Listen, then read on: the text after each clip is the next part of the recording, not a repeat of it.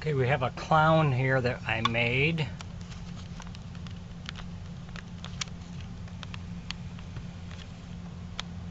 This is made out of wood. The head, the hands, and the feet are all carved out of wood.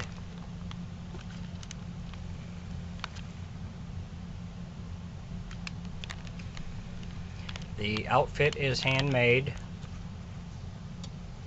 The eyes are acrylic, they do not move. Everything works well.